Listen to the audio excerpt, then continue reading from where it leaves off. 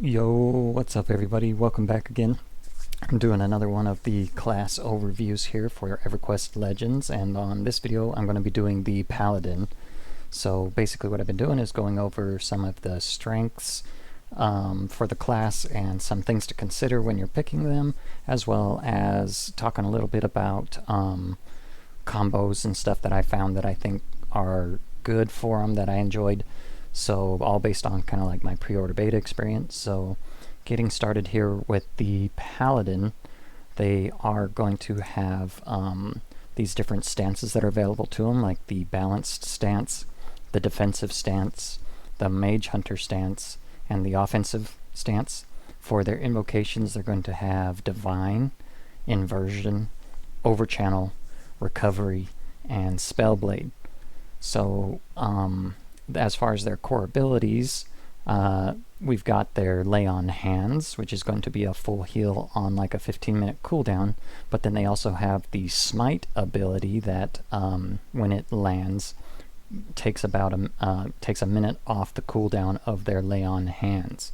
So really nice synergy there in between those two skills. The smite can double attack and triple attack, and every time it lands a hit, it's going to take 2% of your mana, your maximum mana. So it's going to do really good damage. I've heard people saying that if you have a larger mana pool, it does more damage. So really cool. I really enjoyed the synergy between those two things, having a full heal, and it's like a super huge heal, like 12,000, 15,000 hit heal or something like that. So when you're looking at like 6,000 or 7,000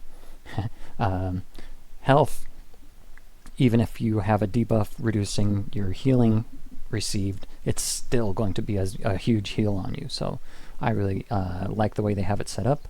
They've got strong weapons, specifically one-handed weapons is what I'm mentioning here, like their Ghoulbane and their Plane of Sky quest weapons and stuff like that. They have really good ratios. They are slow and strong, hard hitting.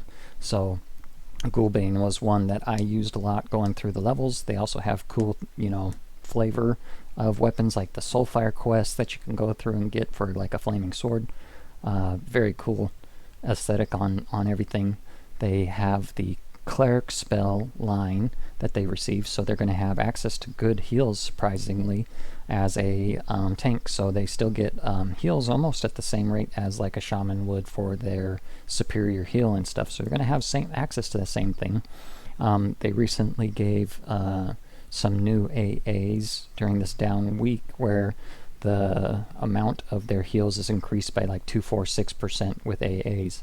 So really awesome. I think they're going to be in a great spot. A lot of fun class, lots of fun to play. They're very tanky because of those reasons. They are labeled a tank for the archetype, and stuff like the defensive stance and the mage hunter stance are really great options on there. So as far as things to consider here for the class, we've got their mana usage was something that I kind of wanted to point out, where if you're running like a combo that I had was like the Berserker Monk Paladin, the only mana user in that combo is going to be the Paladin, and when you're taking 2% of their mana, it adds up, you know what I mean? So you will find that if you're landing your hits consistently and it triple attacks, for instance, that's like 6% of your mana gone in a swing. So you may need to do some recovery in between. For the most part, I think the 2% is a good level. I didn't typically have a huge issue with it or anything like that. It's just something to consider and watch out for. They don't have dual wield, so they have really strong one-handed weapons in this instance, but they don't have that dual wield high level.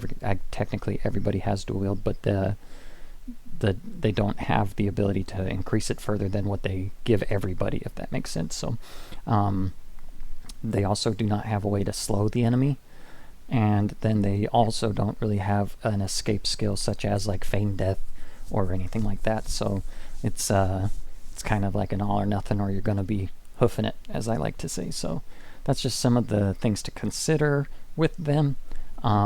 As far as their combos, I already kind of mentioned one I really liked, but I think there's been a lot of hype for paladins.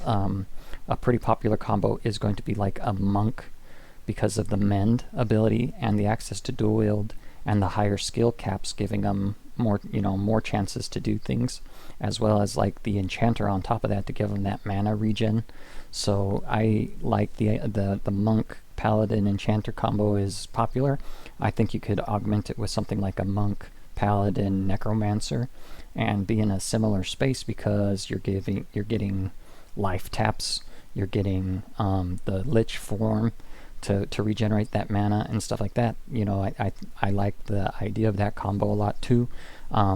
You get into Berserker on there, and the Berserker gives you that Berserker stance, which makes your cooldowns refresh 50% faster, meaning you're going to get the access to more opportunities to smite, giving you faster lay on hand cooldowns. And I was able to see it get down to like 3 minutes, you know what I mean?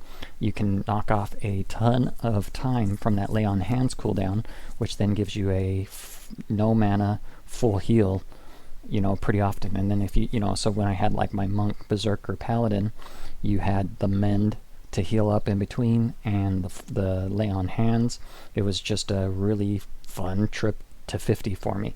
So, and then you're hitting huge damage, you know what I mean, in the meantime. So but Paladin is one of those classes that can go with any combo, because essentially they are bringing all of the roles to the table in one package. You've got good DPS, a good tank, and good heals all in one.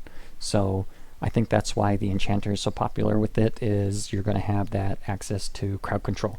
So something I wanted to mention was their stun lines that they have access to as with their cleric spells, because that does count for their crowd control, as well as like pacifies and things like that. But you can bring in a lot of different combinations that I think work great, because they're such a solid base to work with, if that makes sense. There's not a lot of need. It's almost all going to benefit and make them better, if that makes sense. So this was a class I played a lot. I really enjoyed in the pre-order beta. Let me know in the comments what kind of trios you all are planning on playing with it, if you're going to be maining it.